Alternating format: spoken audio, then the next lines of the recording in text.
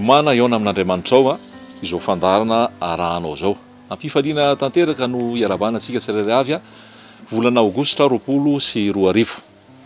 Raha izarana zao teny zao zay dia ny tanjona dia ny tonga atsika tsirairay avy ho vonona amin'ny fiverenan'i Jesosy Kristy. Tsy sanatry ampiasan'ny tenin'Andriamanitra zay ho fahazoana harena, ho fangoronan-karena, ho fahazoana vola, fahazoana fitaovana any amin'olona.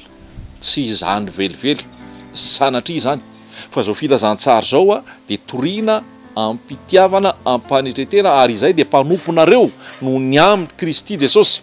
Izao filazantsara zao zay nomena anay maimaim-pona dia zarainay maimaim-pona satria tsy voavidim-bola ry havako. Tsy voavidim-bola ny fahasoavana zay nomen'ny Tompo. Tsy voavidim-bola ny raha nalatsaka Jesosy Kristy Tompo. Tsy voavidim-vola ny fanamasina. Noho izany tsisy resa-boly ty filazantsara ty. Tsy ho fakana voly ty filazantsara ty. Raha miaina izay, ny Tompo manome asa fivelomana ho anay. Ahafahanay manao ny asa mandrarà. Tsaroanay ny tenin'ny Paoly le milaza ao amin'ny asan'ny apôstôly 2 ao hoe tsy nisy fotoana mihitsy zay ka nitady ny tany aminareo ho anay manokana. Tsy nisy fotoana mihitsy zay ka nitady zay zavatra viany aminareo ho anay manokana. Fa izahay ny tananay ny asa, niaraka tamin'izay mpiara-miasa aminay mba nivelomanay ary ahafahanay nitory ny filazantsara ihany koa. Tsy naniry zay vola fotsiny na volamena ny olona zay ozy izy ny tenin'Andriamanitra. Ary hoy koa Paoly, tsy taka sasany zay manatsatsy ny filazantsara zay ho fahazoana vola. Zay zavatra misy amin'izao fotoana ny akamaroany. Fa tena hoe ny manery dia ny anambaran'i Jesosy Kristy Tompo. Petera sy Jaona rehefa nandeha teo vavahadiny tsara endrika nahita lehilahy malemy. Io zay tsy manana vola fotsy na vola mena omenanao. Fa zay ananako nomeko anao amin'ny anaran'i Jesosy mitsangatsangana. Tsy fampanantenana vola fotsy na vola mena zay ho levina ty fitoriana omenanao ty. Fa zay anananay nomenanao. Inona nomenanao? Jesosy Kristy no anarany. Lay herin'ny fanamasina ahafahana mandeha amin'ny fahamasinana, mandeha amin'ny tahotra an'Andriamanitra. Lay herin'ny fanamasina, herin'ny fahasoavana zay ahafahana mandresy ny asan'ny maizina, ny asan'ny nofo, ny asan'ny satana, ny asan'izao tontolo zao. Lay fifaliana avy amin'ny fanamasina, lay fitsaharana, lay fiadanana zay tsy voavidim-bola amin'ny karena fa nomeny Jesosy Kristy maimaim-pona ho anay. Dia tianay ambara aminao koa zany. Tianay ho zaraina aminao koa zany. Lay fanantenana velona zay miorina amin'ny Jesosy Kristy, zay milaza fa mbola ho avy izy aka ny fiangonany ary ara-iakatra aminy. Eny hiaraka hitsainan'i Jesosy Kristy eny amin'ny raholanitra. Ilay Jesosy Kristy tsy miova omaly sainio ary mandrakizay. Lay maty nitsangana tamaty velona mandrakizay ary tsy matorona rendremana. Fa mifehy izao rehetra zao, mitazona nyzao rehetra zao ary manoratra ny tantarana zao tontolo zao io Jesosy Kristy io ny ambaranay aminao. Tsy anaty atoko-pivavahana io. Tsy anaty fikambanana io. Tsy mitady ny azy io, fa io aza nanolotra ny tenany mba hamonjena antsika tsirairay avy. Io Jesosy Kristy io no ambaranay aminao. Io Jesosy Kristy io no zarainay aminao. Mba hatonga anao ho afaka. Ho afaka amin'ny fangejany zao tontolo zao, ho afaka amin'ny fangejany nofo, ho afaka amin'ny fangejany satana, ho afaka amin'ny fatotra rehetra. Fa hoy ny tenin'Andriamanitra, raha ny zanaka no manafaka dia ho afaka tokoa ianareo. Filazantsara zay torianay aminao dia ny anambarana aminao fa Jesosy Kristy ny Mesia. Misy nge dia azafady miteny an'ity, fa misy nge dia olona dia miteniteny foana. Misy nge milaza dia miteny hoe izy no Andriamanitra, nefa olombelona nofo amandra zao izy. Misy dia miteny dia izy ny Mesia. Ary tsika moa mialatsiny milaza amin'izao fa ny vola no mitondra ny zavatra rehetrarehetra. Ka raha toa ka manamanam-bola afaka mandeha manofa hainao manjery, dia misy koa ny hainao manjery moa tsy manisy masotsivana, tsy manisy etika. Fa rehefa misy olona manam-bola ka afaka manofa plazy anankiray, afaka manao fandara anankiray, na iteniteny foanao ary dia afaka manao satria misy ny vola. Ahafahana milaza zay heviny, ahafahana milaza zay tiany ambara. Dia tena mampalahelo ny zavatra misy amin'izao fotoana ny filazantsara milaza dia fa izy ny Mesia. Ny filazantsara toriana dia filazantsara sandoka. Misy olona zao dia samy teny mihitsy hoe izy no Andriamanitra, izy no Mesia. Sa atao anatin'ny Baiboly ianao mahita an'izany hoe ino liny ny Andriamanitra, ino liny ny Mesia. Ary dia misy manaraka, dia misy resy lahatra, dia misy voataona. re olona jamba ny maso, paina ny maso. Androany ten'Andriamanitra dia milaza aminao Jesosy Kristy irery ihany ny Mesia, ary izy any an-danitra, ary izy mbola iverina aka ny fiangonana. Fa ny olombelona rehetrarehetra nohariana teto ambony tany dia olona nofo amandrà, mety ho faty, mety ho levina, tsy Andriamanitra, tsy Andriamanitra, fa Jesosy Kristy irery ihany no Andriamanitra. Jesosy Kristy ilay Andriamanitra tonga nofo nonona tamintsika nanome fiainana be dia be ho an'ny rehetrarehetra mino, ary io Jesosy Kristy io ny tiana iambara aminao. Manery anay dia ny famonjena ny fanahintsika tsirairay avy. Ato amin'ny Efesianina toko faharoa andininy fahaefatra ambin'ny folo dia izao no voasoratra: fa izy no fihavanantsika, fa izy no fihavanantsika, izay nahiray antsika rotota ka nandrava ny hevitry ny fisarahana. Fa tao amin'ny nofiny no nandravany ny fandrafiana dia ny lalàna nisy ny didy natao tandremana mba hanakambanany antsika rotota amin'ny tenany olom-baovao iray ka hanaovany fihavanana. Tiana tenenina zany dia zao: ny fihavanana tena fihavanana, ny fitsaharana, ny fiadanana dia tsy hitanao zany afa-tsy ao amin'ny Jesosy Kristy irery ihany. Raha vao ivelan'i Jesosy dia tsaritsary-pihavanana, tsaritsary-piadanana. Vao aingana zao no hoe nisiniavina ny traité de paix, fiadanana, fihavanana amin'ny Israely sy ny firenena arabo rehetrarehetra eo.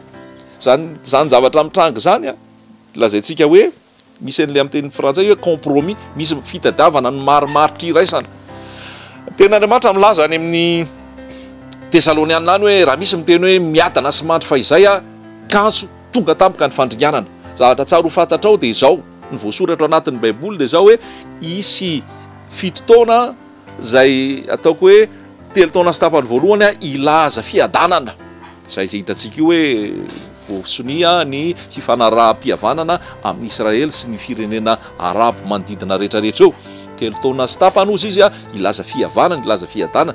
3 taona sy tapa manaraka eo le fanenjehana mahery vaika ny Israely. Raha tsy tafiakatra ianao fiverenan'i Jesosy eny aminao lanitra dia hiaran'izay fanenjehana sy fizahantrehetra izay. Fa ny tiana lazaina aminao dia izao: io Jesosy dia ho avy tsy ho ela, io Jesosy dia ho avy tsy ho ela, ary ny fanontaniana mipetraka amin'ity androany ity dia isan'ireo akarina ve ianao rehefa ho avy Jesosy. Fa zay no voasoratra hoe Jesosy ny fihavanantsika. Zavatra tena manery zany, tena hoe tiana ahazoana valiteny amintsika tsirairay avy dia izao hoe ianao ve vonona rehefa ho avy Jesosy eny aminao lanitra, ianao ve vonona rehefa ho avy Jesosy hakanao eny aminao lanitra, haka ny fiangonana, isan'le ho tafiakatra ve ianao. Averiko ihany, tsy vao zao no mitory ato amin'ity miomana amin'Andriamanitra ao ity ny famarinany ten'Andriamanitra hoe isy roa eo am-pandriana, ny ray ho raisina, ny ray ho avela. Isy roa any an-tsaha, ny ray ho raisina, ny ray ho avela. Isy roa mitoto vary, ny ray ho raisina, ny ray ho avela. Fotoana tsy ampozinao zany, fotoana tsy fantatrao zany, amin'ny fotoana tsotra ihany koa zany, tsy zany na alatsinainy na talata na larobia, ray amin'ireo alatsinainy ka hatramin'ny lalady ireo, fotoana tongavan'i Jesosy Kristy tompo. Ary hoy ten'Andriamanitra hoe tsy mampandre izy fa ho avy tahaka ny fiavy mpangalatra. Fa itsika ny mila vonona, isika ny mila vonona. Ary zava-dehibe dia io toe-panahy io vonona avy ianao. Ary zao koa ny zavatra anankiray tena fanontaniana mipetraka amintsika tsirairay avy. Averiko foana ilay satria matery atao anaty mihitsy ilay hoe voavonjy ve ny fanahinao. Zavatra misy rehefa mody mandry ny olona dia ozy izy tsika miteny hoe rip, ina le rip, raisy tia ny pisy.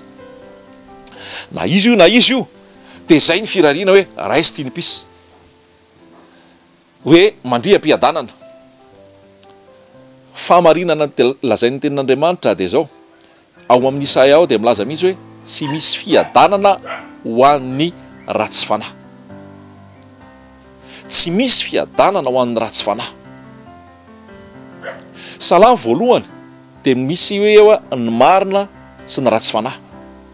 Jehovah malala ny lalany marina, fa izay ratsy fonenana ho any amin'ny fahaverezana. Lalana anankiroa ao aorianan'ity fiainana eto tany ity. Zay ny mahatonga an'ilay Jesosy nombona teo amin'ny hazo fijaliana, nisy jiolahy anankiroa teo. Samy hafa ny lalan'ireo jiolahy ireo rehefa tonga ny tao akoatra. Rehefa tonga ny tao akoatra, samy hafa ny lalan'ireo. Ny anankiray dia ozy izy mantsy an'i Jesosy hoe tsarovy rehefa tonga ny fanjakanao ianao. Hoy Jesosy hoe androany anio no ionanao amiko any paradisa. Le anankiray dia niteny hoe raha ianao tokoa ny mpamonjy, vonjeo ny tenanao midina teo dia atao fitafidina koa tsika. nanamafonifony izy, iny tsy nona tamin'i Jesosy tany paradisa. Hoy Jesosy, midira mivavahady ety ianareo ary mandehana amin'ny lalana ety ianareo, fa ety sy tery ny lalana makany an-danitra ka vitsy ny mahita azy, fa malalaka sy migodana ny lalana makany amin'ny fahaverezana ka maro ny mandeha any. Iza ny lalana ny fidinao, fa le lalana toroko anao androany, le Efesianina toko faharoa teo hoe izy no hiavanantsika, io no mila hidiranao raha te handositra ny fahatezerana ho avy ianao. Ataonao ahoana ny handositra ny fahatezerana ho avy? Ataonao ahoana ny handositra ny fanameloana ho any amin'ny elo? Tonga tany amin'ny azy izy, ny azy tsy nandray azy. Naleo ny maizina, toy izay ny mazava. Impiry toriana amintsika ty filazantsara ny famonjeny ty. Impiry toriana amintsika ty filazantsara ny fahasoavany ty. Impiry ambara amintsika ny cadeau hoe voavela ny elokao, voasarona ny fahotanao, sambatra ianao, voahomanao anao ny famonjena. Fa laozantsika mihodina ihany ilaozantsika manao izay tiantsika ihany ilaozantsika mandeha araka ny filanofo sy filan'izao tontolo izao. Fa hoy ny tenin'Andriamanitra milaza aminao, fandrafiana an'Andriamanitra ny fisakaizana amin'izao tontolo izao. Ary na iza te ho sakaizana izao tontolo izao dia fahavalon'Andriamanitra izy. Tsy miaraka raha lasaina bavy io izao tontolo izao io sy Jesosy Kristy ohatrany tsy fifangaro ny rano sy ny menaka, tsy fangaro mihitsy io. Raha ianao tiany izao tontolo izao dia mieritrereta fa anazy ianao zay. Sinina anankiray io na témoin anankiray io na fahafantarana anankiray io hoe raha ohatra ianao ka tena à l'aise be tao amin'izao tontolo izao ary raha ohatra ianao tsy hedivan'izao tontolo izao raha ohatra izao tontolo izao faly aminao sy makamamy aminao sy tena hoe finaritra any aminao mieritrereta ianao zay fa anazy ianao. Ary rehefa anazy ianao dia tsy any Jesosy ianao. Rehefa anazy ianao dia tsy any Jesosy ianao. Jesosy miteny mihitsy amin'ny Jaona 5:12, aza gaga raha aran'izao tontolo izao ianao, fa izy efa nankahala anahy taloha anareo. Raha alan'izao tontolo izao nareo normal zany. Inona moa le zao tontolo izao le zao tontolo izao le système eto tany mihitsy, le fomba le système antikrist, le mandany Jesosy tsy ho mpamonjy, mandany Jesosy tsy le mpanavitra an'izao tontolo izao, le mandany Jesosy ho tompo sy mpanjaka, fa mandeha arak'izay sitrapony, mandeha arak'izay tiany, mandeha arak'izay filany, mandeha arak'izay tany ny kipo noho ny tenin'Andriamanitra, ny kipo no Andriamanina, ny famenarany voninahiny, tsy misainana an'Andriamanitra izy. Lay fahavalony azy fizaliana, le zao tontolo izao le nanilika an' Jesosy. Le zao tontolo izao le tsy mila Jesosy, fa mahay manambola, mahay mandamina, mavita manomana zavatra rehetrarehetra. Fa rehefa ny tompo miteny indray mandeha fotsiny hoe tsy mety miala eo, zao moa tsika volana roapolo sy roa arivo resaka coronavirus ny mandeha. Rehefa ny tompo mametraka an'izay resaka corona zay, rehefa miteny hoe tsy miala eo dia mbola tsy miala eo io, fa ampiasaina izay tiany anaovana anazy anehoany fa izy ny mpanjaka, ary rehefa miasa izy dia tsisy masakany. Fa le hoe izao tontolo izao zay dia tena hoe le tena hoe tsisy Jesosy zany tena hoe izay tiany atao izay mahafinaritra azy izay zavatra mihodina amin'Andriamanitra. Ianao nefa rehefa ao amin'i Jesosy Kristy mifanohatra amin'izao tontolo izao ianao. Ohatran'le trondro any an-dranomasina, ny trondro rehetrarehetra makany amin'ny droite any daholo fa misy le trondro anankiray tsy tadidiko ny anaran'izay, izy miverina mandeha any amin'ny lalana anankiray. Amin'izao fotoana raha lasaina bavy, voasoratra tamin'ny Jesosy mihitsy no tena izay, malalaka sy migodana lalana makany amin'ny fahaverezana. Betsaka ny mandeha any, fa le lalana makany amin'ny fiainana la etsitery vitsy ny mahita azy. Misy discipline, misy fifehezan-tena, misy fandavan-tena. Jesosy mihitsy dia niteny na iza manaraka ao izy ka tsy mandany tenany mitondra ny azy fizaliana isan'andro, tsy mendrika ho mpianatro izy, tsy mendrika ho anahy izy. Mandeha be le fanazavako sy le resako fa verina any amin'ilay tany voalohany hoe ianao raha tonga ny fotoana ialanao eto amin'izao tontolo izao, azonao antoka ve fa ho any amin'i Jesosy Kristy ianao. Verina any amin'ny teo hoe ripa teo tsika matsy le hoe mandria amin'ny fiadanana. Tsy vitany hoe resaka ripy io raha lasaina bavy zay rehetrarehetra mihaino fa raha ohatra ka tsy niona tamin'i Jesosy ny olona iny teto tany ka tonga ny fahafatesana dia tena miteny amintsika ny tenin'Andriamanitra hoe manomboka eo vao maika fahoriana, vao maika fijaliana lavitra an'Andriamanitra izy. Teto tany ary izy tsy niavana tamin'Andriamanitra tamin'ny alalan'i Jesosy Kristy. Teto tany ary izy tsy nanam-piadanana sy fitsaharana tao amin'i Jesosy Kristy maika fa tonga le fahafatesana zay niainanao teto tany any toy izany niainanao any ao aoriana. raha tsy miona amin'i Jesosy Kristy marina ianao. Jesosy Kristy no teny hoe lalana sy famarinana ary fiainana. Raha tsy miditra ao amin'i Jesosy Kristy marina ianao, raha tsy tena hoe Jesosy Kristy no ekenao ho tompo sy mpamonjy ny fiainanao, Jesosy Kristy no ekenao Andriamanitra, Jesosy Kristy no ekenao tena hoe malalanao, tianao, hanaovanao ny sitrapony Jesosy Kristy, izay le fihavanana amin'Andriamanitra, tsy hiditra amin'ny fanjakany lanitra ianao, tsy hiditra amin'ny fanjakany lanitra ianao. Fa androany voalaza hoe Kristy ny fihavanantsika, Jesosy Kristy ny fihavanantsika. Io ny tiana hitoriana, io ny tiana ambara aminao. Fahafatesana hoe tsy mampilaza e, fahafatesana hoe tsy mampiomana. Raha tonga ny fotoana, ho aiza ny misy anao? Aleo dia valiana dian'izao zany, aleo dia fatarina dian'izao zany. Jesosy Kristy dia nilaza fa izy ny fananganana ny maty sy fiainana. Zay mino azy na dia maty azy dia mbola velona indray. Azay rehetrarehetra velona ka mino azy dia ho faty mandrakizay. Tsy ho faty mandrakizay, tsy ho faty mandrakizay. Ka mila mipetraka tsara io hoe miona amin'i Jesosy teto tany, mibebaka marina, nanolo tena ho azy, nanaiky ny fahaterahana avy any ambony, nateraka indray ny bebaka nanolo tena ho an'ny tompo, zay le fahavitana fihavanana amin'Andriamanitra. Ary manompoka eo anao dia olom-baovao. Mahatonga anao vita fihavanana amin'Andriamanitra, vao isy tompoka sy ny fanamasina, ary ny tompo mitahiry anao rehefa avy eo. Tsy automatika zany nidirana fanjakany lanitra. Tsy automatika nidirana fanjakany lanitra, fa mila fionana vatana amin'i Jesosy. Aiza ary le ionana amin'i Jesosy? Ahoana le fomba ionana amin'i Jesosy?